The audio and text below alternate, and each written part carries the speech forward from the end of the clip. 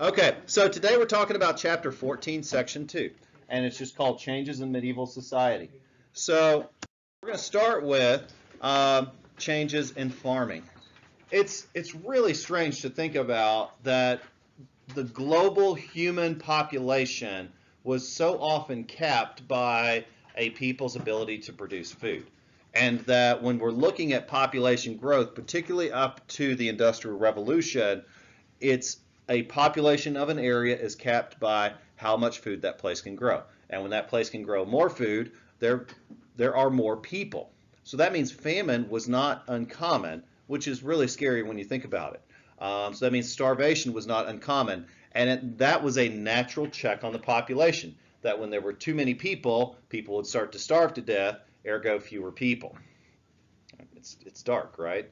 But the good news is, as we were coming out of the Middle Ages, the food supply was growing. And it was growing for a couple different reasons. For one, there was actually a warming trend in the climate in Northern Europe. And so that gives us a longer growing season, meaning that the average field with the average number of people and so forth can grow more food. Also better technology. For one, horses. Previously, oxen were doing most of the work of pulling plows and tilling fields. Oxen are a very hardy and sturdy creature, and they can be paired together to pull these things using a yoke. But it's a pretty rudimentary system, and you can't plow very quickly with an oxen and a yoke. Horses can actually do 3 times the amount of work per day that an oxen can.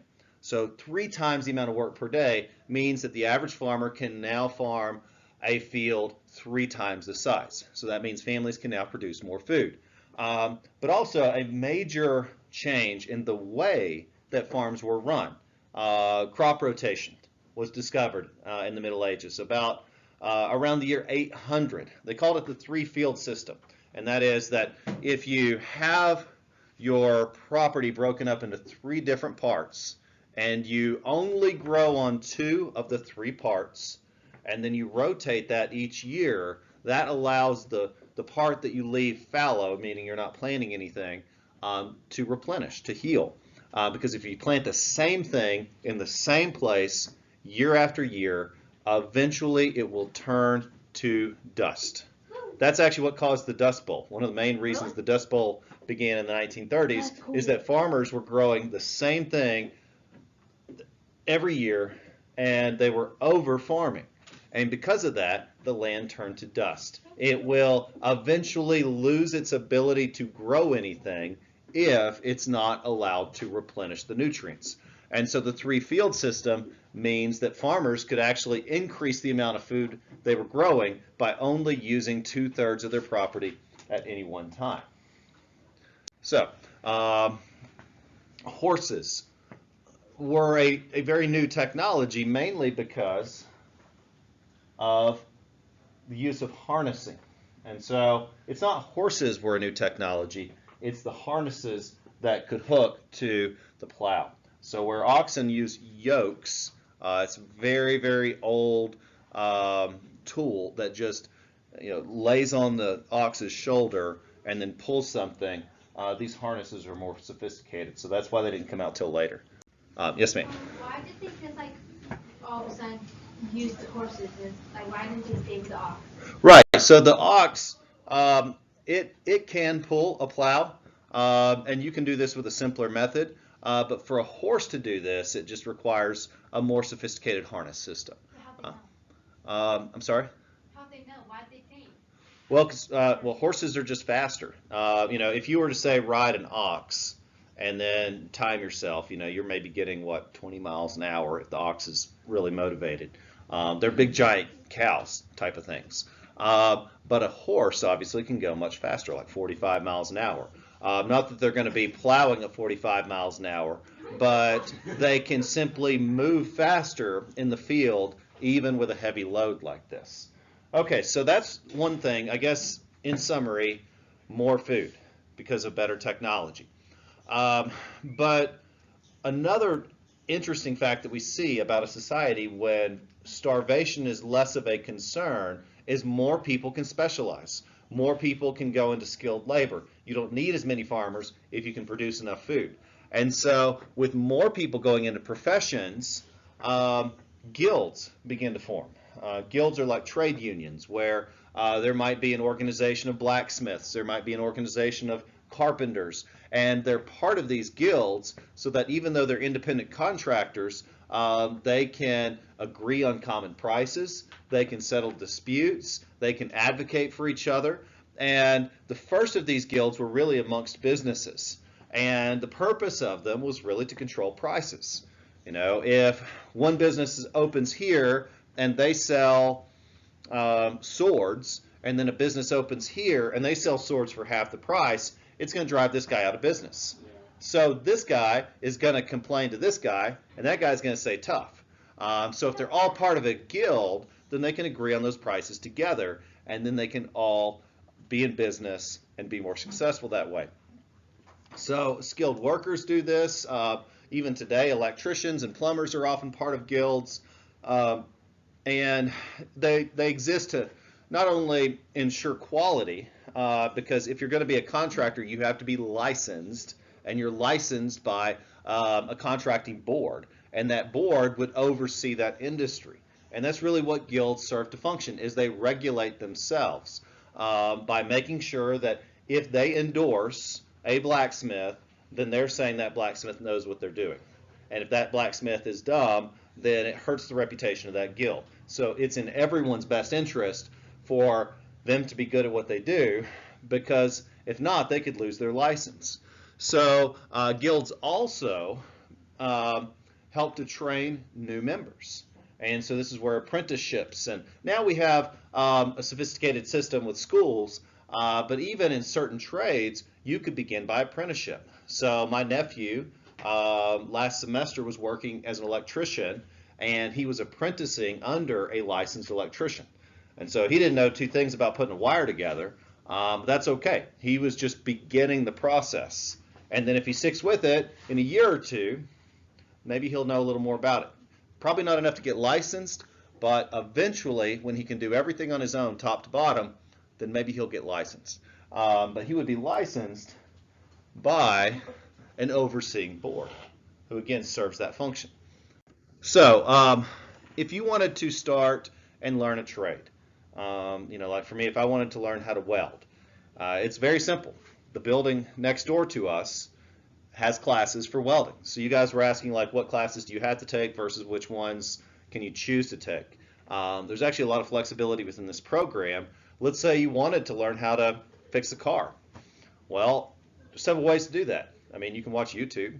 Yeah. You know, if you're patient, you can watch YouTube, and if you're determined, you can actually teach yourself how to work on a car. What's the better way?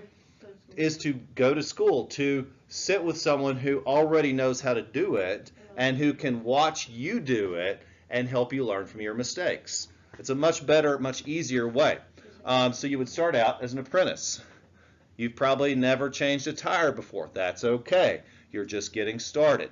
Now, once you've worked in a shop for a few years, you might become a journeyman. This means you could be a day manager. You could oversee some of the work. You're not ultimately responsible for everything, but you can be trusted. And that means that the owner can say, okay, you're going to work on these two cars today, and then leave you to it. That means you're an experienced worker. You're not yet a business owner, or in the Middle Ages, they would have just simply called it a master artisan. So if you're a blacksmith, the master would be the person who owns the shop and who's really good at it and has been in a long time. So this is really the beginning of a revolution. Not revolution in terms of like peasants and pitchforks and burning things down. Sure. Revolution in terms of meaningful progress that resulted in a change in the way people live. It was a commercial revolution. You see, the feudal era was a pre-capitalist society. Not very many people had money to use as an exchange of value. More often, land was representative of value. And so it was an agrarian, rural, feudal system. But with the growth of the middle class, more skilled workers making actual money, then that means it's going to change things. More people are making skilled products, and more people can now afford to buy those skilled products.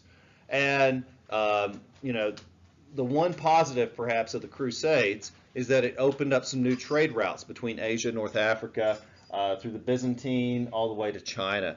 And so this is going to have a bit of an effect. For one, more people, more food, more people are going into other professions. This is going to make more things. Those things are going to be sold, more trade. Well, what is that going to do? Well, that's actually a great thing, because that means more people are going to need to work because they're going to make more things. More people working is going to lead to more people having money. Yes, ma'am. So if it's in like high in demand, like if there's increased trade, then that means they're going to need to make more. But then when it like kind of, did they have money? Yeah, so it's not that they never had money, it's just there wasn't very much of it. Your average peasant really didn't have any money. They didn't deal in money. They just made what they could to survive, and then they paid a share of their crops to their lord. But like then if it would be in high demand since they're paying more people, then they're going to have to just raise the price of it, right? Yeah, I mean, we'll get into how supply demand works in a later course. We'll get into all that with economics, but yeah, you're right on. So with more people working, there's going to be more money, which is going to lead to inflation, meaning that the prices of goods will go up, and that's actually going to lead to more people making more things because there's now more money in it. And so it's a cycle, and we'll get to that in more detail, but you're absolutely right. And then finally, more people have more money, but so much of this profit is being concentrated in a wealthy class. And so this is your one percenters. This is your very wealthy people are gobbling up most of the money. But what does this result in? What social changes does this result in? Well, one, you have more serfs moving to town. Peasants they weren't slaves. They could actually, they could escape by living and working in a town for a year, and then they would no longer have to be a peasant. So more serfs or peasants are moving to town and making money for their work. More money is now available for businesses, and then these folks are going to have to pay taxes, and so this is going to lead to a wealthier nation as a whole. So if you're carrying large sums of money across great distances, you're taking a major personal risk. So it's much smarter to carry a checkbook, or in the modern day, a debit card. I was camping with a friend over the weekend. He lost his wallet. Man, it's frustrating. That happens. How much was in it? Bunch of cards. Yeah. So he didn't actually lose anything. It's just more of a headache to replace the cards. Yeah. So that's, it sucks to lose your wallet. But if you don't have a giant wad of money in there, then it's not the end of the world. Right. It still sucks, still a headache, but the reason that process exists is because of that. And when traders were bringing goods all the way from China to Europe or to Africa or to Asia, we're talking thousands of miles over land. Lots of things can happen over the course of thousands of miles over land. People can attack and kill you. Disease could kill everybody. Famine could kill. I mean, there's just like somebody could steal all your stuff. Just horrible things could happen. So what they would do instead is stop at a town, sell their stuff, and they would get a check in exchange. And that check was only good if that person brought it to the bank. Just like that's how checks work. And so this actually gave rise to the banking business. And that means that these towns along the way grew very wealthy by buying those traders' goods and by, in return, holding that wealth there and then giving them a check for the value of that wealth. And then, of course, they take a percentage of that. Yes, ma'am? What about like identity theft? Like someone claiming to be, I mean, in the Middle Ages, it's possible. Like in theory, a robber could take you hostage and force you to go to the bank and collect that money. But so it's not a perfect system. But like back then, how would they know that that person is that person, especially if they traveled a long distance? Yeah, that's a good question. I mean, I'm sure it varied depending on the place. It doesn't matter. I think Yeah. I'd like to point out that the robber would have to go all the way back to the bank to check it. Yeah. It's just like today, if someone steals your checkbook, that's not a good thing. Like you still have to call and get the checkbook canceled. It's just the point is you can have that check canceled. Like if you're robbed, that person can report the robbery to the bank, and then the bank wouldn't honor that check. Or if the merchant were murdered, then whoever the owner of that business is could report that to the bank, and they wouldn't honor the check. Yeah, it's just it's a safeguard because carrying a pile of gold from China to Europe is dangerous. Yes. Even today, I wouldn't do it. Today, I wouldn't do it in the Middle Ages. It's much safer to deal in checks. In fact, I don't know. One story I heard about Colorado, so they legalized marijuana for recreational use, but since it's still illegal federally, they have to operate using cash only. So that means that you can't use a debit card there. But what that means for the businesses is they can only accept cash, and they have to run their own banks, so they have to take truckloads of cash to a safe place to store themselves.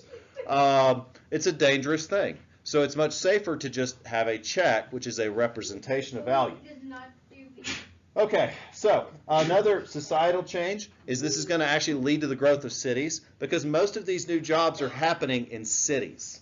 And so growth of cities, more roads, a more urban population. And we're talking a significant change. In the year 1000, still kind of the feudal era, the population of all of Western Europe was just 30 million. 30 million. That's the population of the state of California. All of Western Europe. Now it began to grow, as you can see. Most of these towns are still small. For what it's worth, if you were to look at, hey, what's happening in Mexico at this time, Teotihuacan was way bigger than any city in Europe. So we're still, a ways to go before we can say it's a real urban population. But the towns themselves, imagine living in a population of 1 million people in the Middle Ages. No running water, no electricity, it's dirty, fire hazards, disease were common, but people were still moving there. Because it was opportunity. You could live on a farm the rest of your life, or you could go to a city and make your own way. So lots of people are going to choose that. And then, I'm sorry? Oh, for a year and a day. Yeah, if they lived there, if a serf lived there, the rule was a year and a day, then the terms of the contract they'd made with the Lord would expire. A year and 1 day. Yeah. That's stupid. No, I don't know. Okay, so this is going to change the social order in a lot of ways. There will still be feudal lords, and they will still tax peasants, but these larger towns and cities are going to be run not by feudal lords, but generally by wealthy business people. Now, the Crusades are a dark spot in the history of Western Europe and really in religious history in general. But the one positive is that it created a lot of cultural interaction between different peoples. And it turns out that a lot of Arab scholars had been preserving and translating and copying old Greek and Roman works. And so a lot of the Greek and Roman works that we have today are thanks to scribes in places like Baghdad. Now, the university system began in the Middle Ages. And university just means unity of ideas, unity of concept, and a place where people could go to learn not just one trade, but many things. And so that's really what, school or college or university is about, is if you want to be an electrician, I mean, there are better places to do it than here. If you want to be a plumber, again, there are better places to do it. But if you want to be a student and you want to become an academic and you want to enlighten yourself and gain experience in a lot of different fields, that's what university's for. And so that's where you can begin to specialize in these diverse academic fields. So one of the more well-known scholars and teachers and writers from the time is a man named Thomas Aquinas. He was actually the one who came up with the rules for a just war, but we'll move on for time's sake. Can you go back? Yeah, sorry. So he considered himself a scholastic. He lived at a university. He taught there. He did research. He wrote books there. And really his writings reflect an influence of Greek culture, Christian culture, and again, really that's because of these Arab scholars that were translating works.